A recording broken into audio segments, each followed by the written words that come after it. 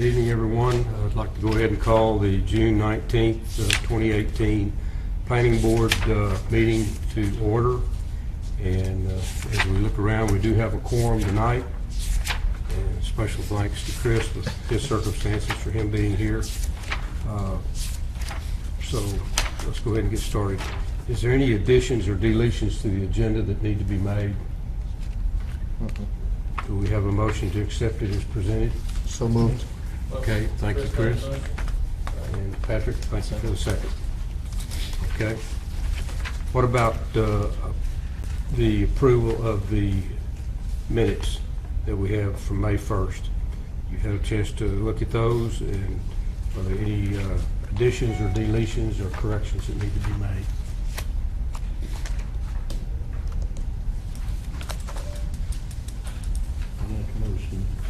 We approve the minutes from May 1st. Okay, motion's been made to approve the minutes by Russell. Do we have a second?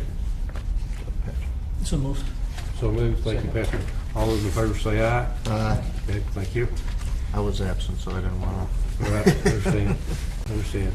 And item number 6 on the agenda is CZ 2018-002 cottages at Indian Trail.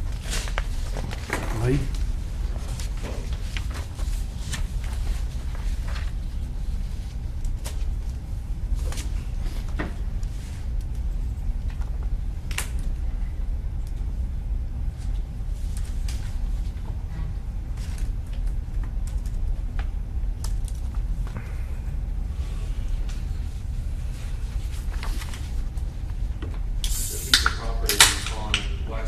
Trail Road, just south the town limits of Waxhaw, and it's on the west side, which would be on the right if you're headed south.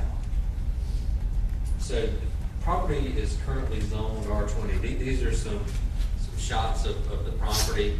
The one at the top left is standing on the edge of Waxhaw Indian Trail Road, looking into the property.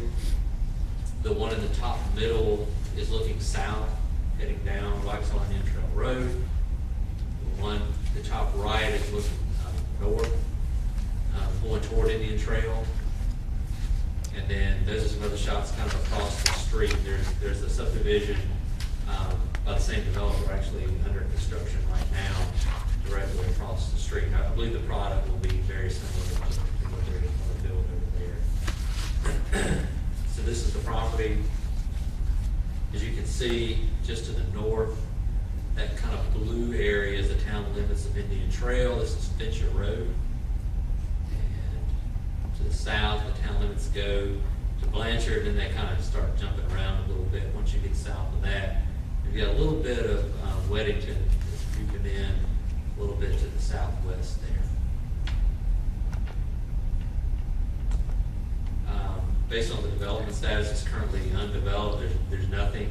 There actually is something on the property which is going to be subdivided off as part of this development. Back in the kind of the rear corner, there's a cell tower that exists back there. The owner of the property lives there, and those aren't going to be part of. You guys got a site plan as part of your packet, so you've seen all that.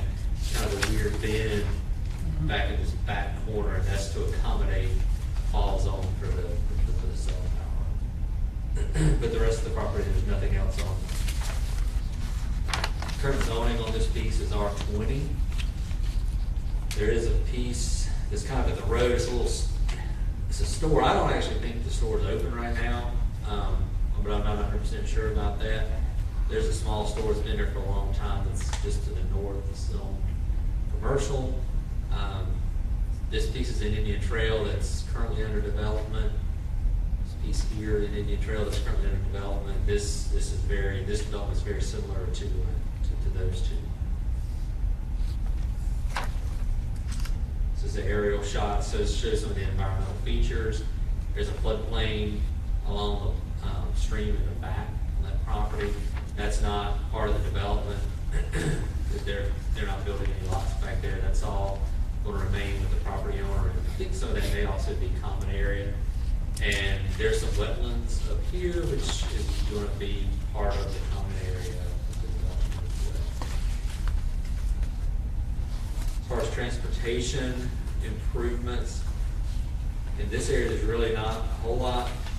Just to the good bit to the north of this piece, Waxhaw Indian Trail Road intersects with Holman Road. That is scheduled to be wide and multi-lanes 2021, sometime around there. Not really any traffic counts along this stretch. Closest one, this is Old Monroe, there's 25,000 vehicle trips a day. That's Monroe Road to the east of where Waxhaw Indian Trail intersects. Down at Popland and Waxhaw Indian Trail, you've got a couple counts. I think one of those, that green count, I think is at Popland. Potter Road at 11,000, and then the one on Waxhaw Indian Trail is like 4,800. So those are the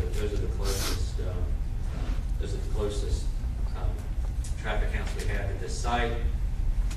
In the future, as far as the CTP goes, this is going to be a 4-lane cross section with curb and gutter, but that's not funded. You already know there's no horizon on that at all.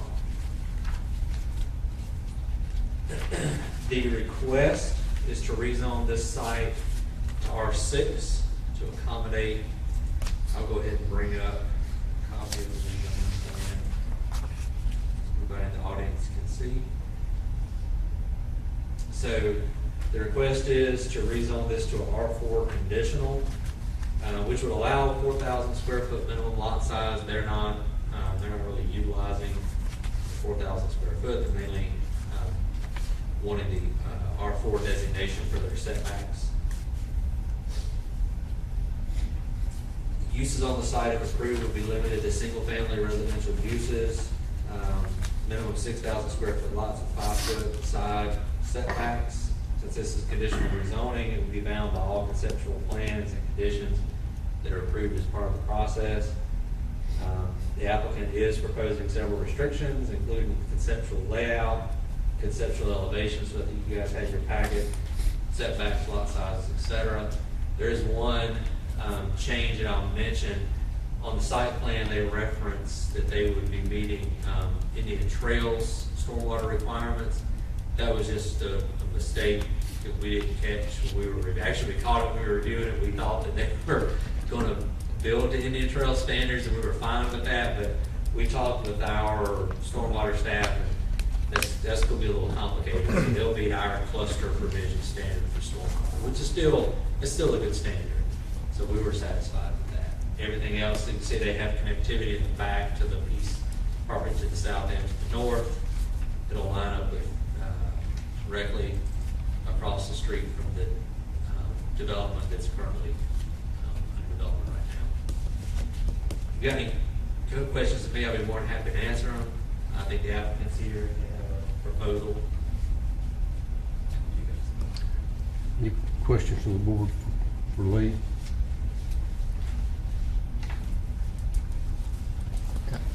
Not for legal. Okay. Can you leave up the conceptual plan for us?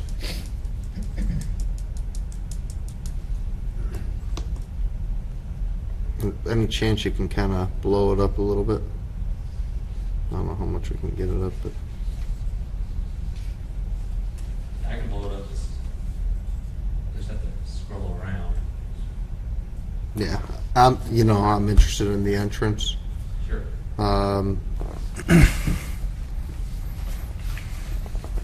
Was there going to be any kind of left lanes or turn lanes or? There's no TIA required because of the number of lots, but their DOT did require the left into the property.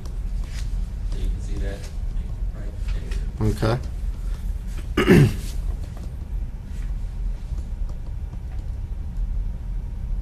Any chance to do any kind of decel lane? I don't think DOT requested that. Right. But I mean, can it be done? It doesn't have to be a. Doesn't really, you don't have a lot of room to work Right, that's what I'm asking. right there. I guess if you guys required it, DOT I would assume they would accept it as far as maintenance goes. I don't think they would oppose it. I would honestly, that would be a question for the developer. And yeah, I mean, And their engineers here, so whether they could even accommodate, if that's even, enough space to accommodate a decel. That'd be a conversation you guys should probably. Sure. all right, thanks. Thanks, Lee. Appreciate it. The applicant like to make any comments? Have a quick presentation. Sure. I'm Mike Thieberg with Bowler, applicant's engineer. Good evening. Good evening, everyone.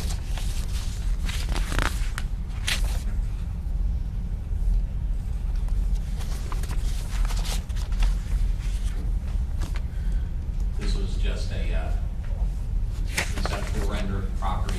Just wanted to kind of give some context in terms of some of the open space, back. Probably isn't there. This is Lost Property. Back there, is a pretty good size, older standing trees, and one of the amenities. He's pointing up here.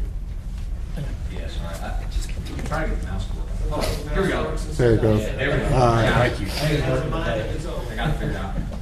This area here is going to be where there's going to be a trail system through the wooded area, trying to leave as many of those trees as possible undisturbed. I think you could kind of see them in some of the photos that we have, but they're pretty tall, old growth.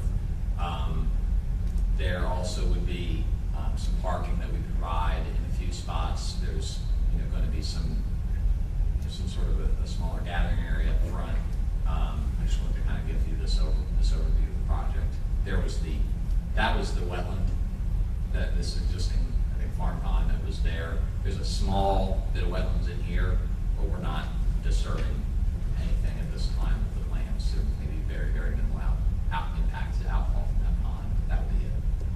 Try to preserve as much as we can of the natural area. Again, it's just a little bit of context with the area. We already kind of covered that.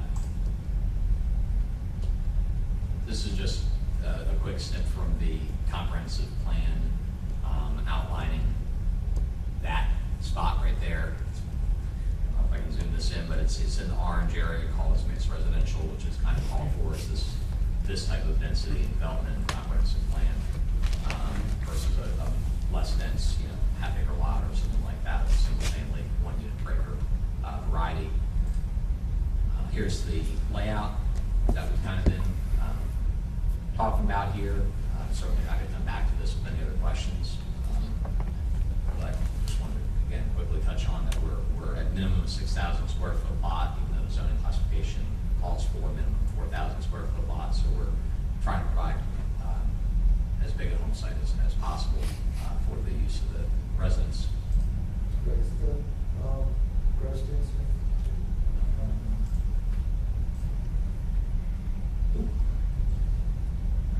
Go back. I think you can go back, if you go back to the PDF of the site. I just couldn't remember what it was. And I think Yeah, right. I think it was, where'd that PDF go? Should be at the bottom right. Oh, got it. I think it's down, yeah, it's over. Right, yep. It was 6 acres open space. I think it was up here. It was just under 4 units per acre. Okay, and that includes all your open space? Yes, Okay. correct, yeah. Now, some jurisdictions make you take that out and calculate it, and we want you to count all open space other than what the gross density is. Right, yeah. The only thing that takes out is the proposed rights of ways, which it says we're supposed to. So if you look at it without the right of ways, I think it was closer to 3.4 if you just took the overall current property area. 48 lots on. Okay, Yeah. Yeah. thank you. Yeah. Yeah, I think that may have actually had those common area taken out. Because you said 48 lots on 22 acres, so I think 22 might be the else. Yeah, that's part of that 22. Yeah, that's the original acreage. So yeah, so we. We've had our community meeting. There was 2 attendees that were both supportive of the project. Having our hearings now. Appreciate your time again. As Lee mentioned, we are providing connectivity for potential extension of the public road network to the south of us. It's an age-targeted development, 1-story, 1.5-story options. With a few elevations here we can show you. We are providing a left turn lane into the development. Lee and Bjorn both looked at that and found the storage and taper and all that to be adequate. Like we had mentioned, the lots are 50% larger than is actually required under the proposed request, and the public water is all from the top of the basin and drains back there. Just a quick couple things on school data. What we looked at both the current capacity under the recent redistricting and also the projected capacity based on the study that the county schools did through 2027. And although the schools are all close to capacity at this time, based on the projections over the next 10-year period, those should all be dropping to well below capacity. And even by the build-out year of the project, which we would expect to be around 2021 timeframe, all the schools for that study that I'm referencing here show that they're within capacity by that time.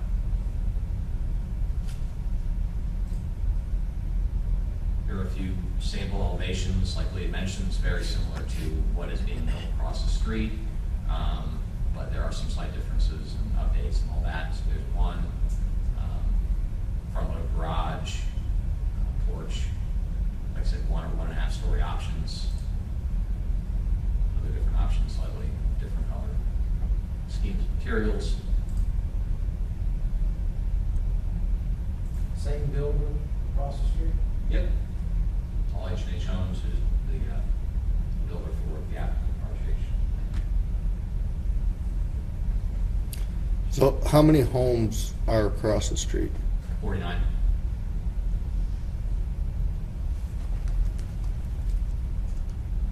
So it's 97 total. And do they have a,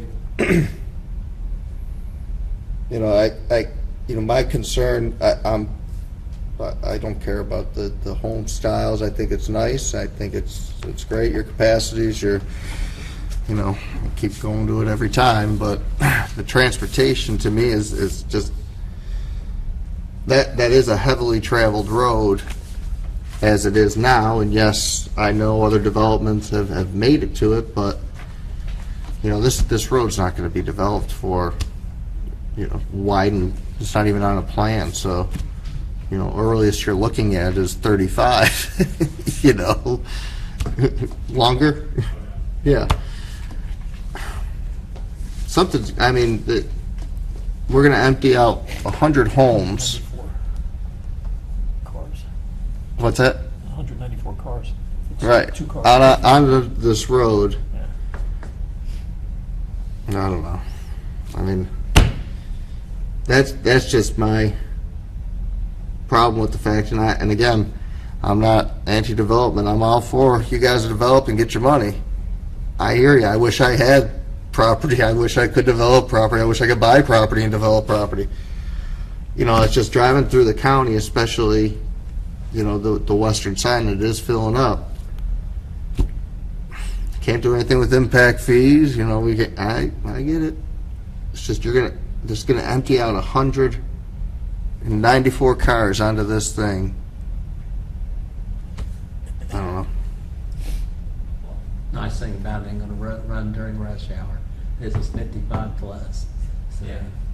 There's definitely that aspect of it. There's a lot, a lot less of the peak travel that you would get if it was a traditional development. And you look at the homes that are behind the one across the street, and you've got all these homes emptying out, onto Blanchard, or where are they coming out? Some of them come out onto Blanchard, and Yeah, sure. some of them come out up north, but If I may, go back to the slideshow that Lee had presented. about the transportation network in the area. And you have a multi-lane project on Monroe Road here Right. that, the Indian Trail and Stallings and Matthews have been actively debating the design of it, but the need for it and the funding for it are not in debate. They're there. So it's just a handful of years until this is widened. The same goes for US 74 with improvements along there. Obviously, the expressway to the north and east. You have Right, but right-of-way all the people are gonna be running up that from Waxahachie Trail Road to get up to Old Monroe, to get over to 74, to get up towards, I mean, that's where your business districts are, that's where, people are, I see it when I'm driving through there. I used to take the kids to the ice center.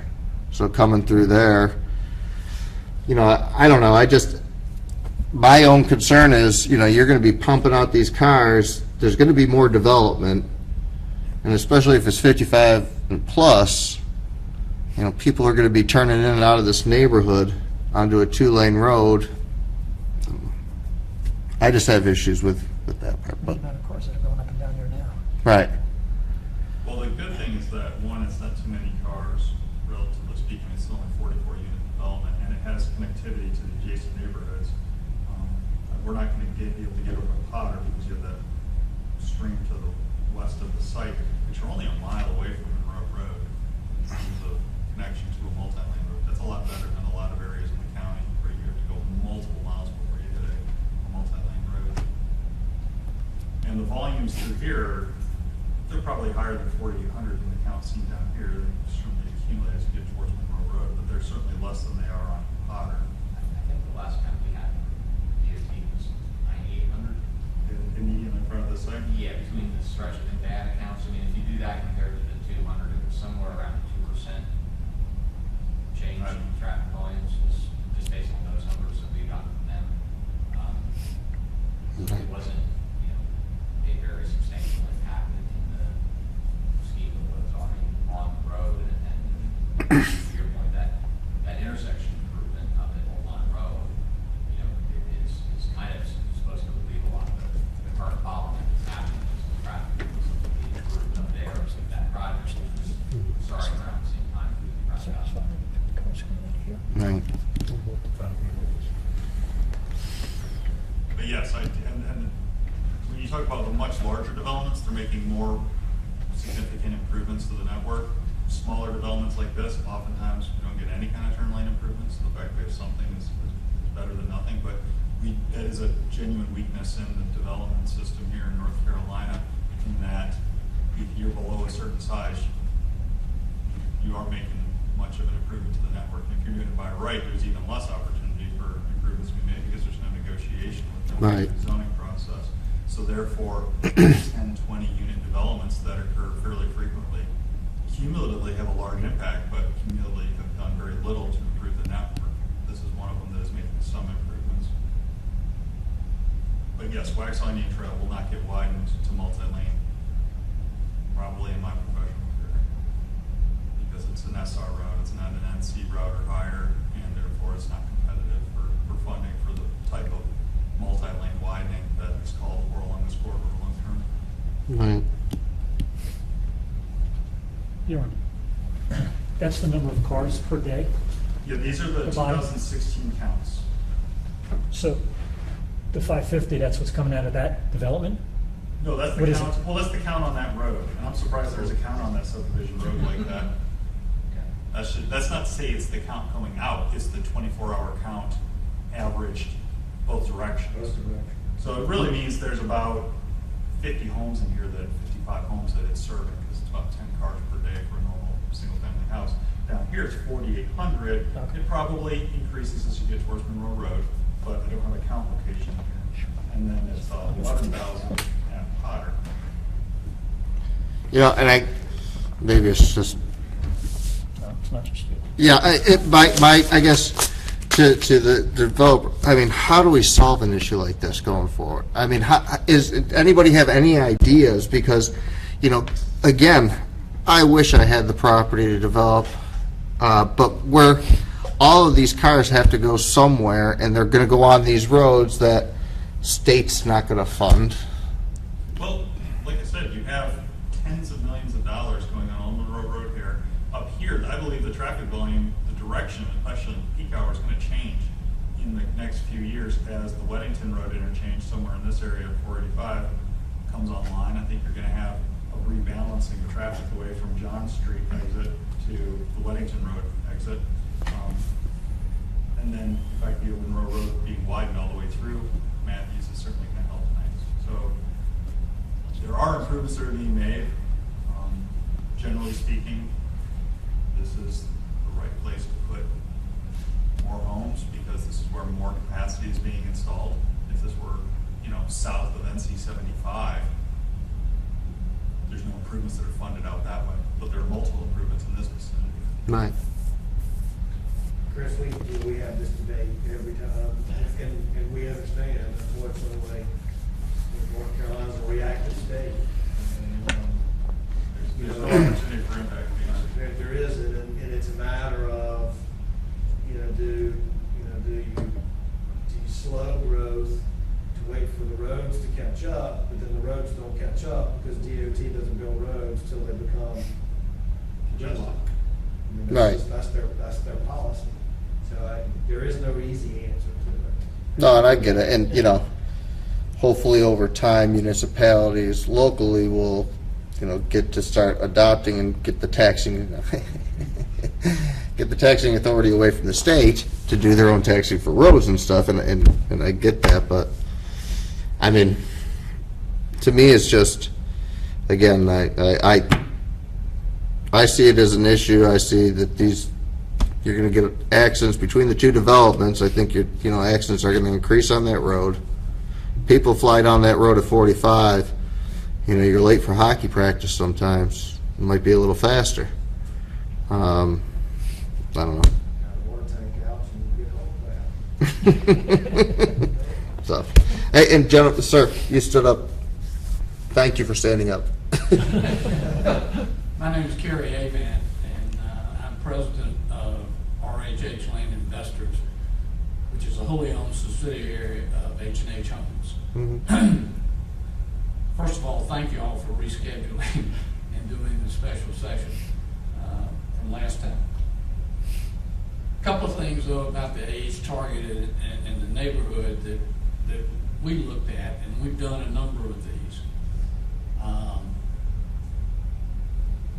What we have found is, and I know you've heard it before, but typically the buyer in this neighborhood, we've done them with 100 lots that are age targeted, and there's not one single child that resides in the neighborhood. Mm-hmm. They're just not necessarily 55 and older, they're just single people. And the houses lend itself to that kind of lifestyle, and it's not really conducive to children. So a number of factors in the marketplace enter into that.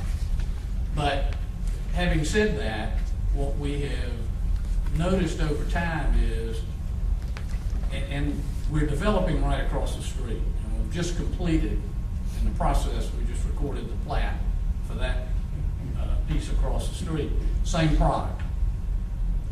So I've been out there a lot, mostly during the day, but caught out there sometimes at 5 o'clock, and I know what you're talking about at 5 o'clock. But during the day, I've not had any problems pulling in and out of this site, and it's not bumper to bumper traffic or backed up or anything else. It does get bad at 5 o'clock in the afternoon. But that's there. And if we develop the site with R20 currently, I think we had it planned where we could get like 21 lots or 20 lots. If we did that type of concept, it would be a family neighborhood. And you would have children and multiple drivers, and they would be going to school. And they probably would be going to work at 8 and coming home at 5 or 6. Whereas the residents here, some of them just have one car. I mean, they changed their lifestyle. And it's just fewer trips and the impact is not at 8 and 5 when it's the peak traffic time. So even though we're having proposing 48 units, the type of people that live there, we think will contribute less traffic or increase to the traffic on the road than if we did a typical single-family subdivision and using the peak times for in and out traffic of the subdivision. A traffic study was not required, but we did have a traffic consultant do a mini report for us on the surrounding area and road counts and taking in the improvements to Old Monroe Road. And the impact, their conclusion was the impact of this neighborhood on the existing traffic was minimal. I mean, it was almost non-existent. I think it was less than 1% increase.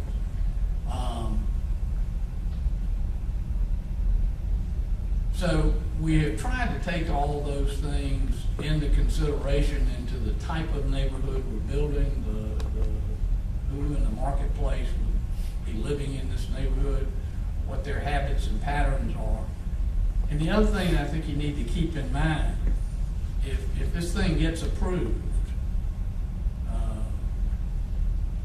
the first person will probably not be moving into a home in that neighborhood until sometime later on in 2020. And I think the Old Monroe is supposed to be 2021 or something. That'll during construction. Yeah.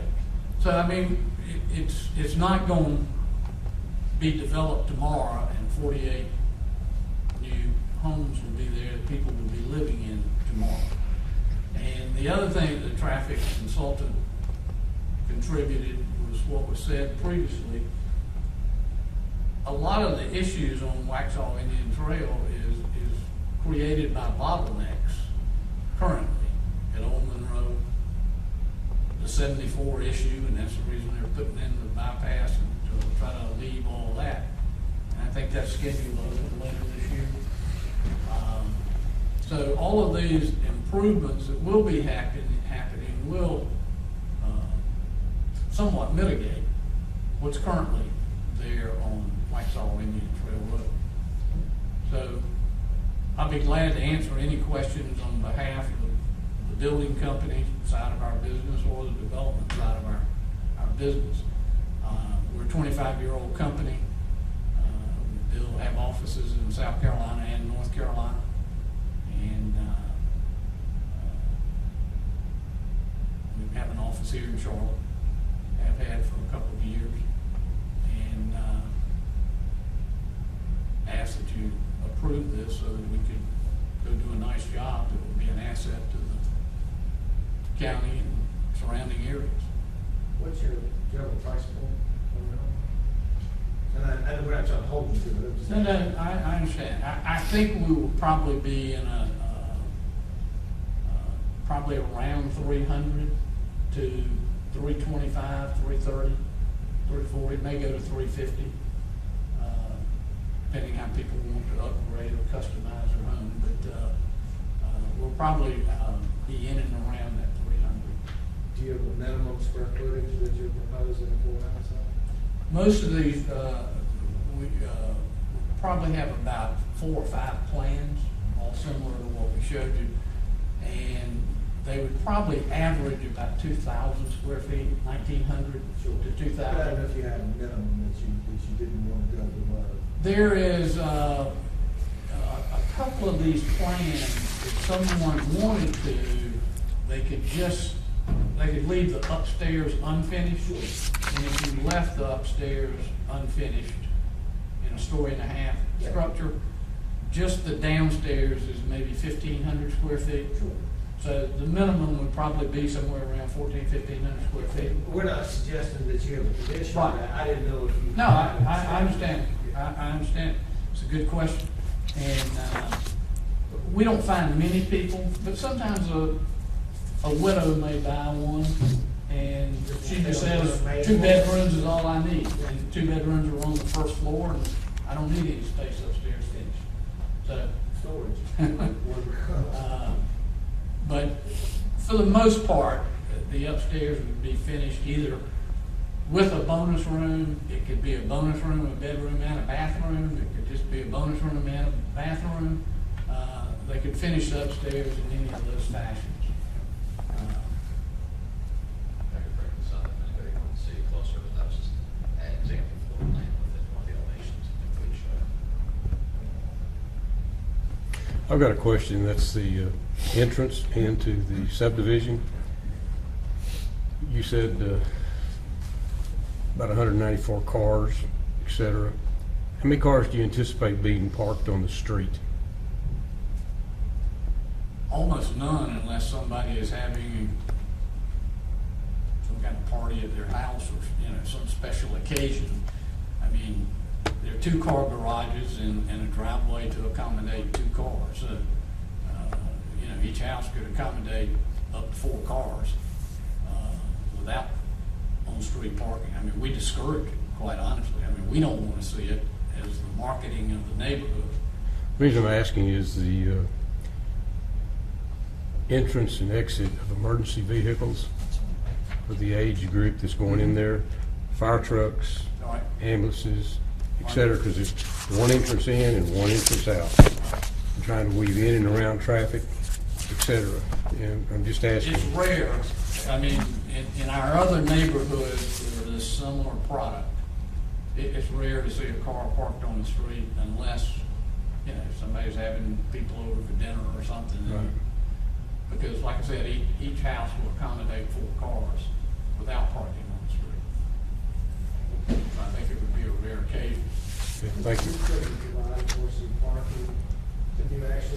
There are some visitor spots or overflow parking on the street, a couple areas clear the road, near the mail kiosk, and back to the rails.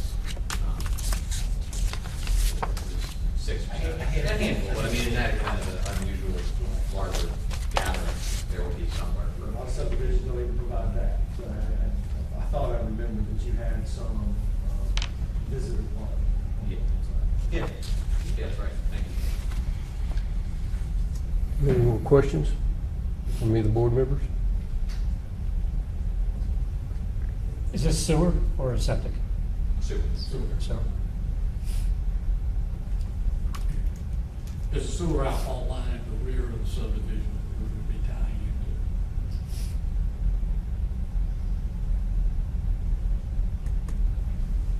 We already talked to UCPW, and there's capacity for it. And the neighborhood we're doing across the street and the neighborhood beside the one that we're doing that's existing are similar in size and density. Did you do those projects too? Huh? Did you do those projects too? No, we just are doing the one across the street. Montero Builders did the one beside the one across the street that we're doing. They did. But the density in both of those are similar to what we're requesting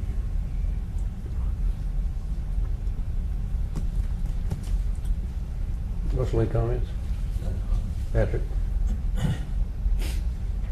Can somebody bring this one back up? Sure.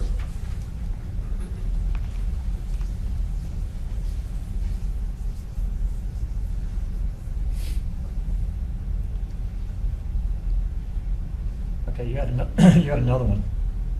Because that walking path goes right between those houses? Yes, sir. You had it at the other end. The render had it at the wrong location. This is the This is correct? division plan, yes. Okay. What's the space then between those 2 houses for a path to be through there? I believe it was about These can't it's too 12, small. 15 feet, yeah. And if it was a concern, I think it's 12 feet right now, but if it was a concern, we could move things, get 15 feet, or it's kind of arbitrary.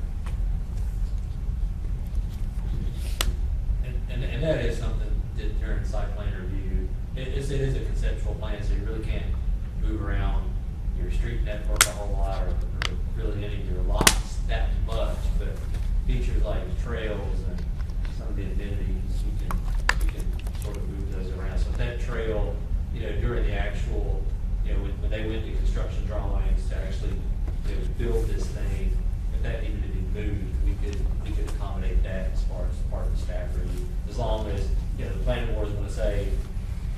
supposed to be a trail network back there to connect the neighborhoods to, you know, the woods and the pond and all that stuff. And as long as the approved plans that they brought in had a trail that went back there, that would comply with the concept plan. What's going to keep those residents that use that, what's going to keep them off those two lots? Just like crazy about between lots like that. Is there anything that's like a fence or anything like that? Or are they going to be just the trails right there and you go from the trail right into the yard? I mean, we can always We were doing some landscaping, but we probably would not put up a fence. I don't think the neighborhood would really want a fence. I mean, there'll be a homeowners association in this neighborhood. But you could do a nice row of evergreen shrubs down this to bring it Good. on, just kind of. I would hope there would be something to keep. Yeah, just to kind of, this is not Yeah. really, you're not supposed to go outside of this into people's lawns, of course, they can put up their own. Good. Any more questions? There's 30 acres to the south that's undeveloped, underdeveloped. Yes, this. Are you planning on developing in there, or is, We're not involved in that at all. the owner of the 30 acres south?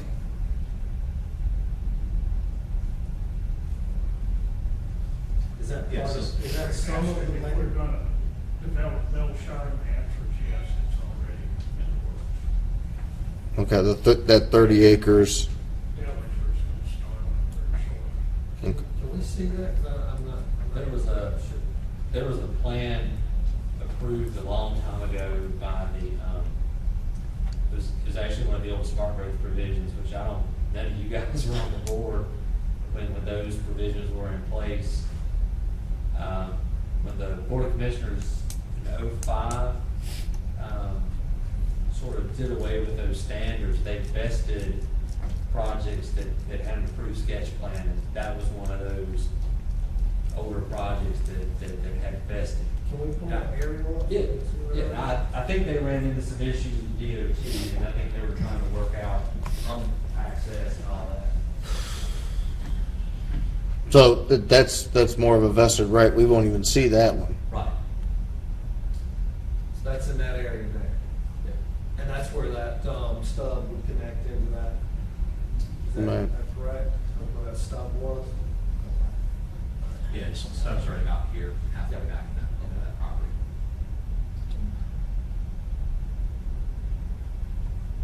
Our understanding from DOT on the project to the south was there was gonna have to be some redesign on the access point.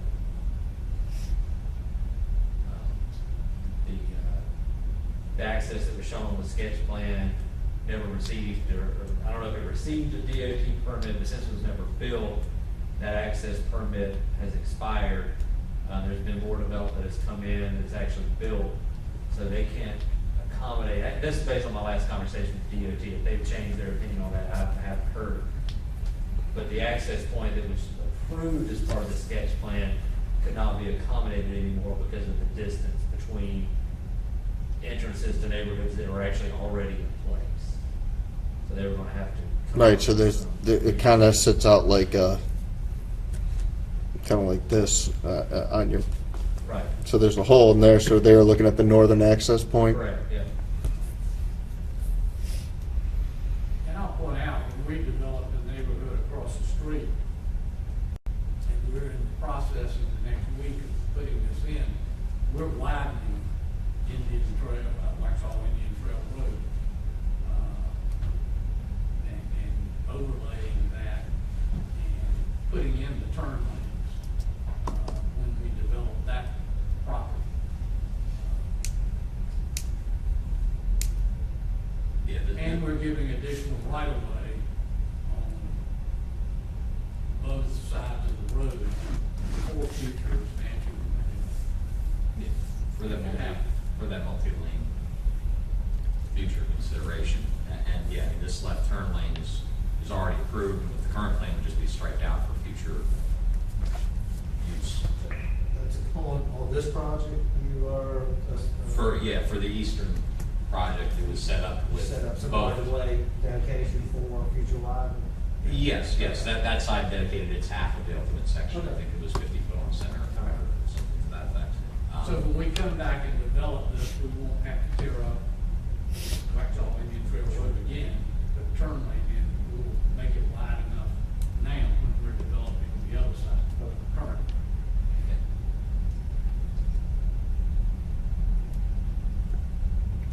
I don't know. Any more questions? No. Okay. Thank you, gentlemen. Appreciate it.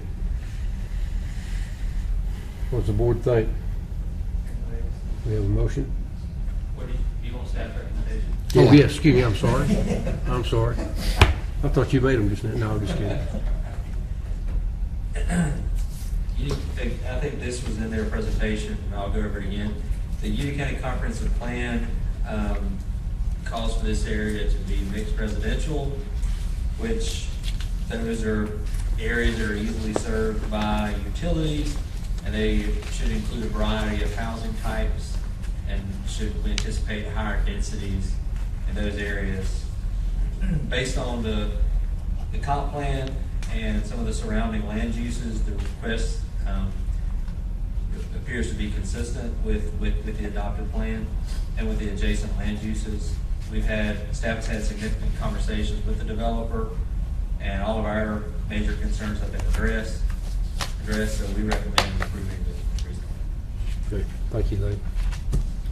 Okay, now do we have a motion? I make a motion we approve this project.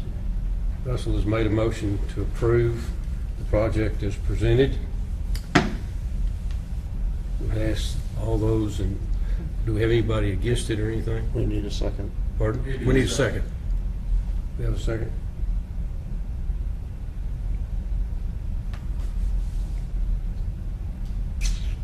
No second. A second? Okay. Okay. Alternative motion?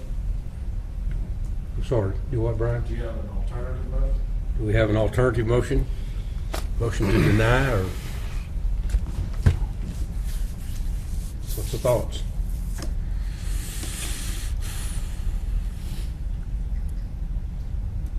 You know, I mean, again, my issue is going to be that I understand that between the hours of 10 and 3, it's not busy. I get it. But you're not going to have 30 acres that's going to be developed with some kind of houses. They'll figure out the road access, road points. You're going to have your 48 there, another 48 across the street. Property is going to get developed, and everybody who's left there, whether you've lived there before, you move into the next phase, you move into the other phase, is going to left on this 2-lane road. It's going to end up pulling it. And I understand, you know, what you're saying about some of these major connectors are going to pull away, you know, traffic in different directions over time, and that's the plan. And I'm not an engineer, you know. I mean, is there a way to widen it to such a degree where if you were going to put in, say, a roundabout, not a huge roundabout, that would be right across the entrances of both of those properties. And I'm not saying you actually had to build the roundabout, but develop it in such a way that would lend itself to a roundabout, because you're going to have then, you can pull that 30 acres up through, you know, kind of your section, if you're going to connect those points. You're going to have the 50 across. I don't know. I'm just trying to think outside the box to create a future flow where you're not going to be able to have stop signs or traffic lights. DOT is never going to put them in. What are your thoughts? I mean, the applicant would be willing to offer the suggested taper for the right turn lane Okay. to at least pull people out of the traffic flow going south. I mean, it really would, and I just want to make sure the expectation is clear, it really would start somewhere It's not going to be a huge decel right lane. on here. You know, it's really just going to be enough for somebody to be able to pull out of the way of traffic that's going south and give them a not slow down traffic going southbound as they they themselves. I mean, that's how mine is. Going to Stratford. Yeah, and Stratford, there's hardly anything, but there is one there. I'd be okay with that, knowing everything around here. I mean, again, it's something, and that's what I'm looking for, is some kind of help out of what's going on, and again, it's a larger state issue, you know. But I appreciate that, and I'd make an alternative motion to approve the project with the accepted addition of the taper for a decel lane. Well, just a second. I gotta catch up. Take breaks, okay. All right, go ahead. I'll make a motion to accept the application with the condition that there be a taper for a decel lane. And I don't know the dimension necessarily. This is, Wherever you could fit to get a car off to make it right. okay, yeah, it'll just be the depth of this, Yeah. around the depth of this line. Yeah. And just to clarify, that includes all of the conditions that were. Yeah, with all the conditions. Okay, thank you. Appreciate that, Need a much. second? Chris. The motion's been made. Do we have a second? I'll say. Thank you, Russell. Appreciate the second on that. All those in favor of the motion as presented by Chris in this with all of the concessions that the developer will do? Aye. Pardon? Aye. Please raise your right hand. Okay. All- 4-0. Russell, I'm sorry, I didn't see your hand, so 4-0. 4-0, yeah. Thank you, gentlemen. Thank you, gentlemen. Appreciate it. Thank you. Thank you, guys. Have a good night. That is a prime example of how this is supposed to work. I'm telling you, it's a prime example. If you Thanks, have guys. concern, Thank y'all. We appreciate it. working out an issue with the development. That's You're not what taking them over to your guys house to do. help you? Yeah, right.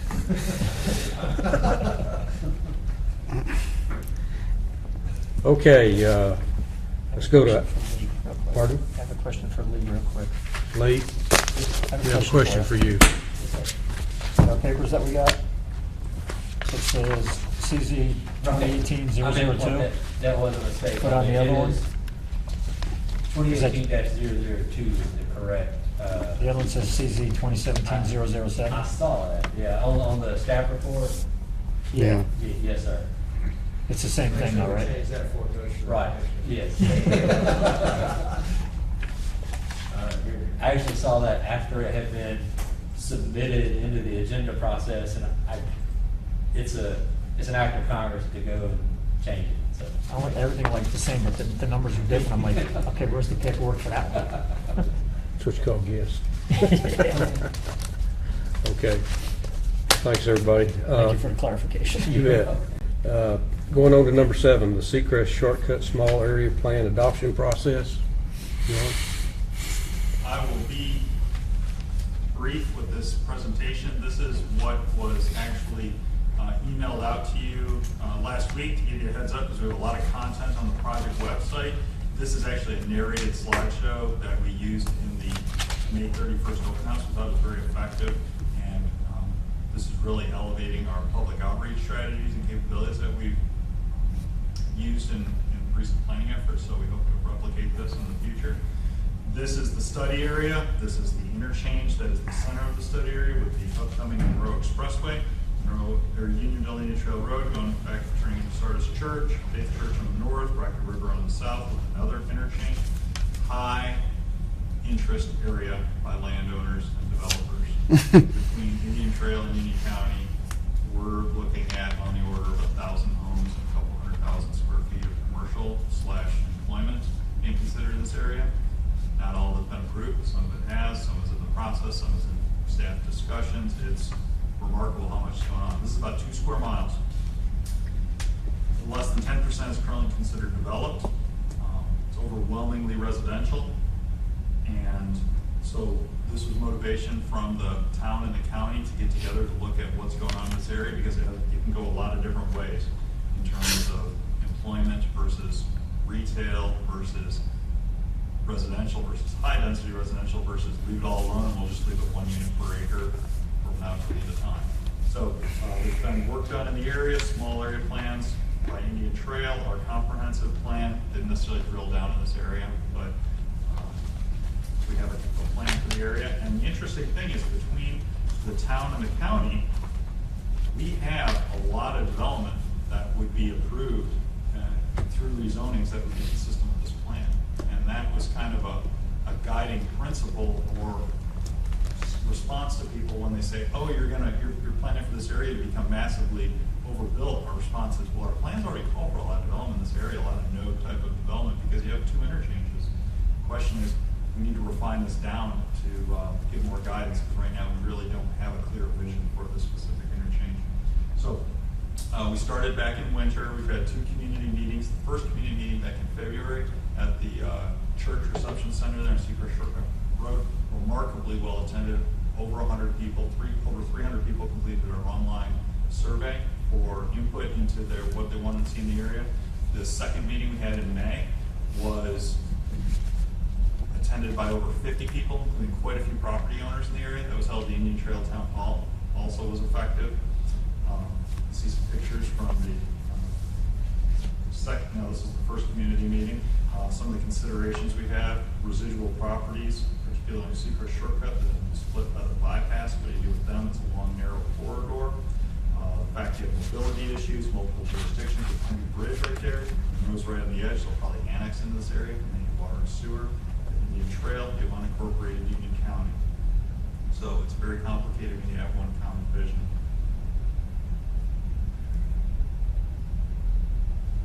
So a lot of issues and opportunities regarding different types of development. The input we received from residents in the area was really at both ends of the spectrum, in that they recognized that this area has seen a lot of growth, particularly on the periphery. We drew this study area to just look at the area that hadn't been developed yet. So what they said was, listen, we've been the houses, we've been suffering, we don't have any destinations to go to, we don't have anything interesting to walk around at, any kind of town center. Conversely, we're losing all of our natural areas, both from an aesthetic perspective, but also from an environmental perspective. Huge stormwater flooding issues here, and somewhat up here. This is more developed and drains a larger area, so this really floods. The slide shows on the narration, so it wants to advance on its own. So what we did is we took this feedback from both ends of the spectrum regarding input, saying we want to preserve rural character and environmental protection, but at the same time we want stuff to go to, we want people to work to, so we don't have to work at, so we don't have to drive everywhere. So created 3 scenarios: employment, these land use categories, with traditional land use codes. Purple is employment, could be light industrial, could be office. Red is your traditional commercial / retail. Orange is high density residential. By high density, we're talking 6 dwelling units per acre on average. And that average is kind of an important calculation. We just saw this development, depending on what part of the site you're talking about, the density could be 4 units per acre, it could be 2.5 units per acre. We're talking about when you include all the land. That includes non-developable land. So in some instances, you could see developments 10, 12 units per acre, as long as they preserve other land for important environmental or recreational purposes. We then have the yellow, which is medium density residential, and then low density residential, which would be 1 to 1.5 units per acre. These were the 3 scenarios that were put before the community. And I'm going to show you the map we have based on feedback from them. People didn't like the employment one that much. They felt there was too much going on, non-residential. They feared just having a lot of industrial park type of development, so they didn't really like this too much.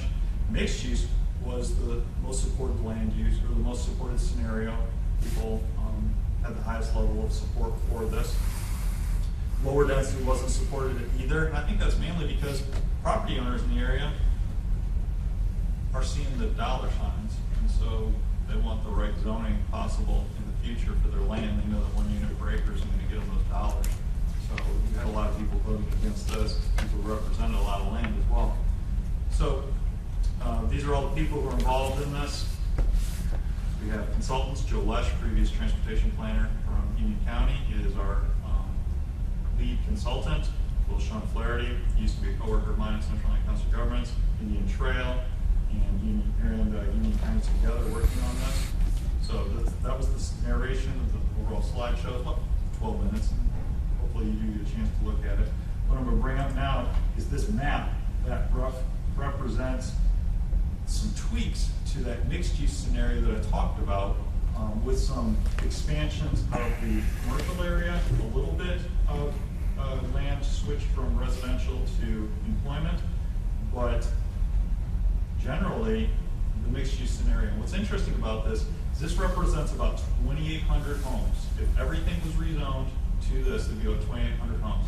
If you were to rezone all the land under the current land use plans for Indian Trail and Union County, do about 2,700 homes. So really, we're talking about 5% increase in overall yield based on the input we've received from the community, as well as our own analysis and feedback from the stakeholders committee. This is about 1.5 million square feet of residential, of retail, office, commercial.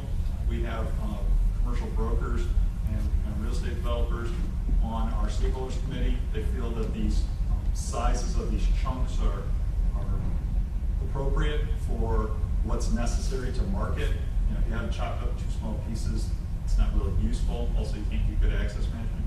Yes, Mr. Chair. Are they looking for like a Waverly or a Burkdale type deal? Who's they? The people that were interested in all of this. From a destination perspective, having to be a mix of uses and be walkable, I think they do. Okay. No, those are huge developments, and none of these parcels are big enough to support that. But on a smaller scale. Smaller scale. That's not even as big as Lake And this is the interchange, and the interchange down here. Roundabout being built there. There's improvements being back here, Rocky River and Popland for the larger development, Southgate? Southgate, through the town of Indian Trail. And I don't want to point out specific parcels, but throughout this study area, in the town and the county, we're getting input from developers, interest, meetings, proposed rezonings. We've already had a rezoning right here for the townhomes, first ones in the county, that are really taking advantage of this. So we feel it's been a good process so far. What's happening going forward and where we need your feedback is in July and August, it's going to go before the planning boards. Actually, tonight, right now, it's being updated to the planning board for Indian Trail. The intention is in mid-July, it will go for a recommendation from the Indian Trail Planning Board, and either at the July meeting, which is only a couple weeks from now, for Union County, they'll make a recommendation, or you can wait until August. And the difference is the report's being worked on right now. We'll have the presentation with all of the bullet points and someone to present it. That'll be available for the July meeting if you want to do so. But if you want to wait for the report, which isn't going to be huge because this isn't a big contract, it'll probably be 25, 30 pages, including maps. If you want to have that available to read, then we would have this decision made at the August planning board meeting, which is fine. It doesn't delay the process. Then in mid-August, Indian Trail Town Council would make a recommendation, and Union County would have theirs in the first week of September. We want to go after them because they're a little bit more of the study area, and frankly, this is more important to them than it is to us because we're the whole county. This is a good chunk of their town, so we want to make sure we don't approve something and then have them have concerns. We want to be able to react to their concerns up front. If they're good with it, then we feel like the county will be in a better position to follow suit. So that's the process. We're talking about 3 months from now, and happy to take any comments or questions you have about the process so far. But the action I'm requesting is to direct us to either have this ready for your July planning board meeting or your August planning board meeting. Well, I'd suggest that the August one, if there's a report out there, why not I wait? agree. It's not going to delay anything. Sure. Totally agree. Yep. Sure. That's fine. Any questions or comments about the process? One question.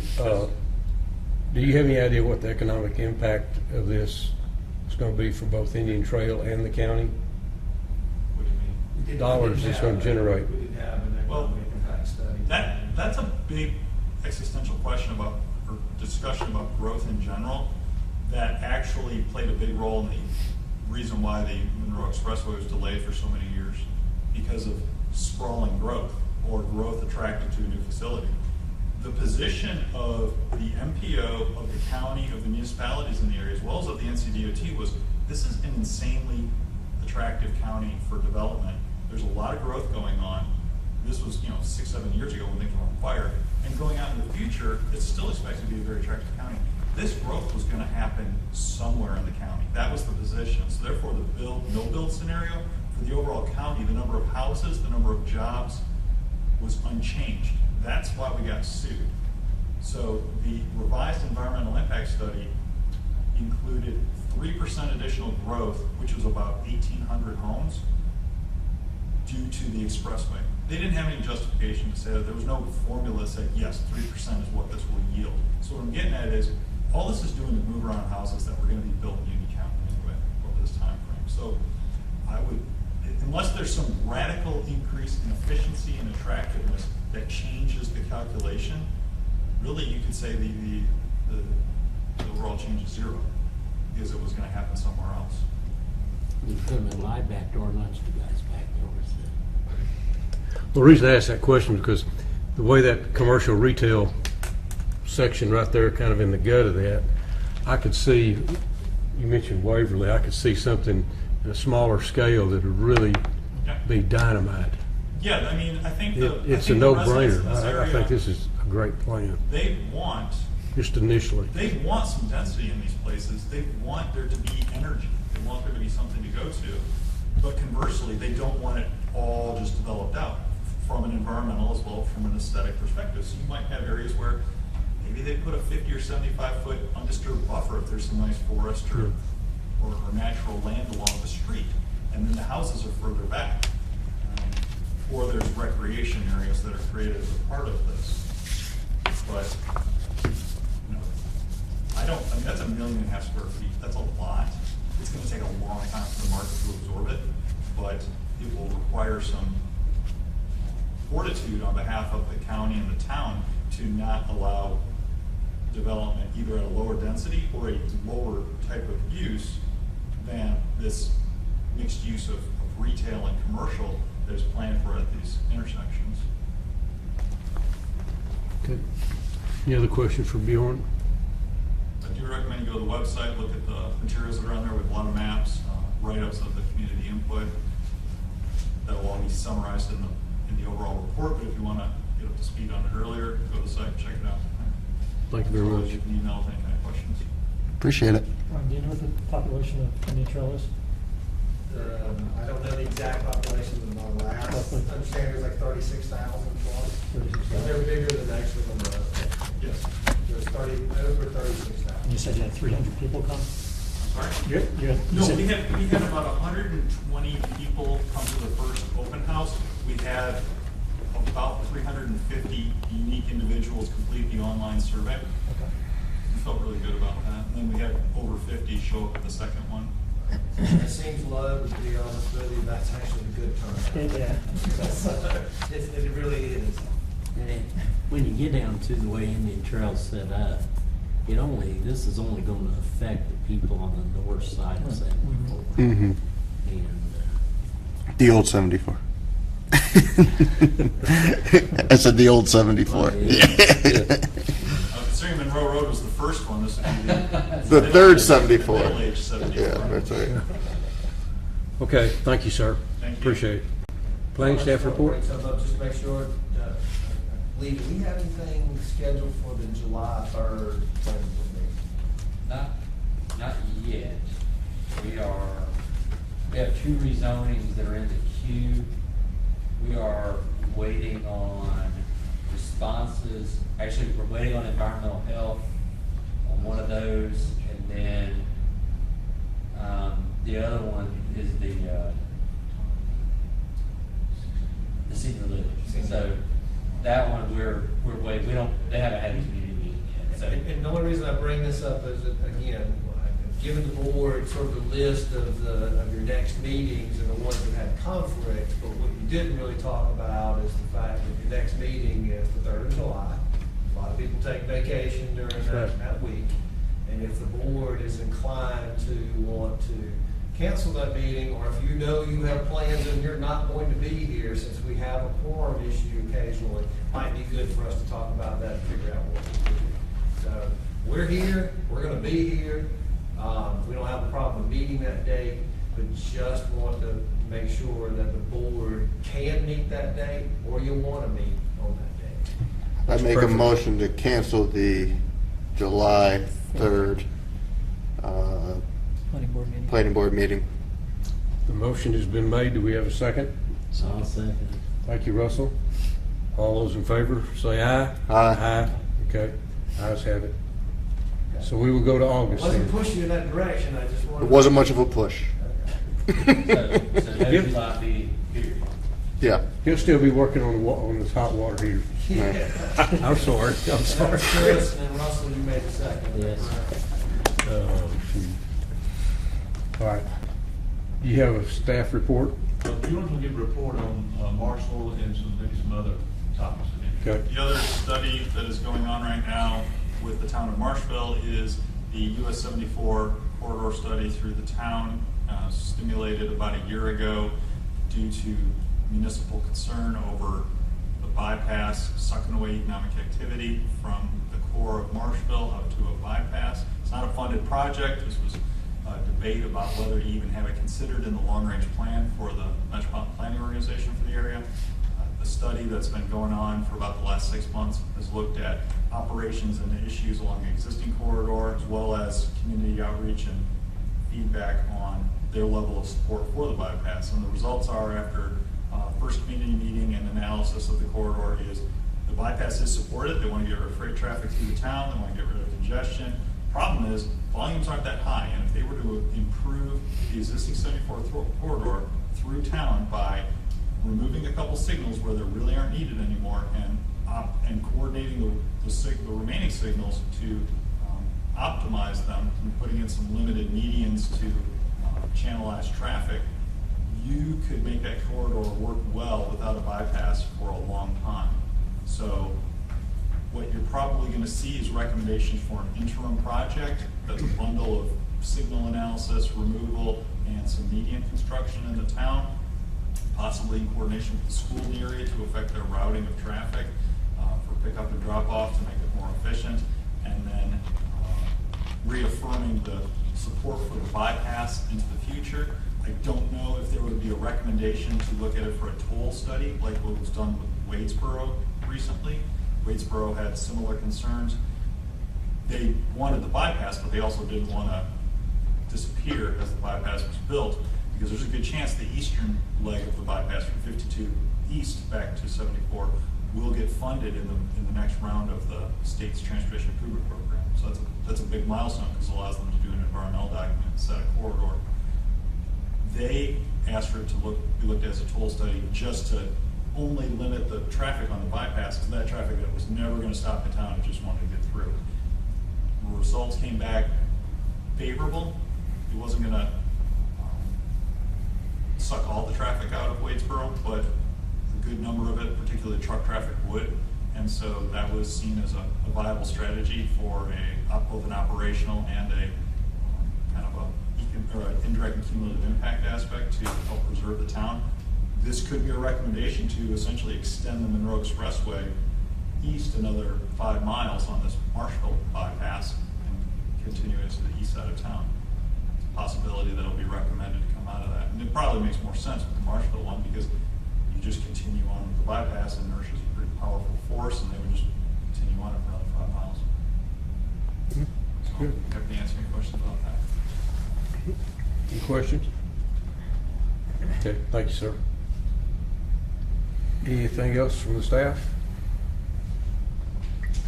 Okay. Do we have a motion to dismiss? So moved. Thank you, sir. Do we have a second? Thanks, Patrick. All those in favor say aye. Aye. Ayes have it. We're dismissed.